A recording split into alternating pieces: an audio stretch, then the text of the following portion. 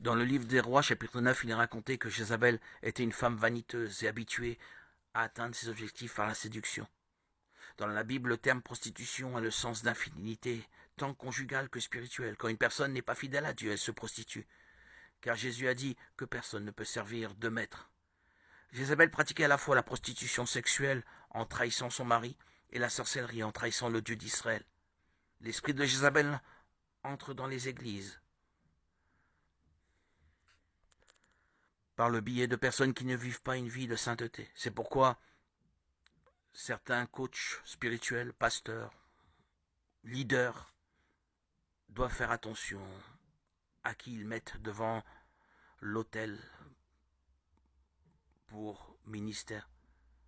Je sais bien que nous sommes tous imparfaits et pécheurs, mais la personne qui est à la tête d'un département de l'Église doit vivre une vie de sainteté. Une personne empêchée de fornication et de prostitution, par exemple, n'est pas prête à diriger, car elle doit être restaurée. Nous devons le faire avec amour et beaucoup de patience.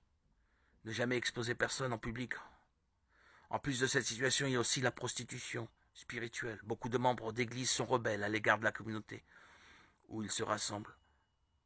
Des personnes comme celle-ci sautent d'une branche à l'autre, cherchant à trouver quelqu'un qui leur convienne. Et chaque jour, ils cherchent une église et un pasteur qui fassent leur volonté. Et lorsqu'ils ne sont pas satisfaits, ils créent des intrigues pour nuire au leadership. Une des caractéristiques de l'esprit d'Isabelle est l'idolâtrie. La Bible raconte que Jézabel adorait des idoles. Il y avait une armée de prophètes composée de plus de 850 hommes qu'elle soutenait pour vénérer des dieux étrangers. De nos jours, nous voyons rarement ce type de pratique, mais l'idolâtrie va au-delà des images sculptées. L'idolâtrie, c'est tout ce qui prend la place de Dieu dans notre cœur. Car le Seigneur doit être la priorité dans notre vie. Par exemple, de nos jours, il existe un monde évangélique où des personnalités telles que des chanteurs ou des pasteurs se distinguent plus par leur charisme et leur talent que par leur foi en Jésus. Et c'est là que l'esprit de Jézabel agit. Il fait en sorte que les gens idolâtrent davantage la célébrité évangélique que le Seigneur lui-même. Et c'est quelque chose que Dieu déteste. Beaucoup de membres d'église sont rebelles à l'égard de la communauté où ils se rassemblent. Des personnes comme celle-ci sautent d'une branche à l'autre, cherchant où trouver quelqu'un qui leur convienne. Et chaque jour, cherchent une église, un pasteur, qui fasse leur volonté. Et lorsqu'ils ne sont pas satisfaits, ils créent des intrigues pour nuire au leadership.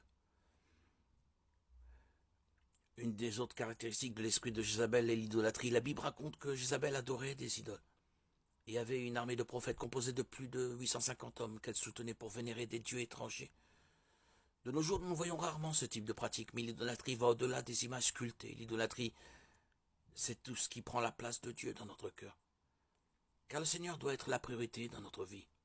Par exemple, de nos jours, il existe un monde évangélique où des personnalités telles que des chanteurs ou des pasteurs se distinguent plus par leur charisme et leur talent que par leur foi en Jésus. Et c'est là que les esprits de Jézabel agissent. L'esprit de Jézabel fait en sorte que les gens idolâtrent davantage la célébrité évangélique que le Seigneur lui-même.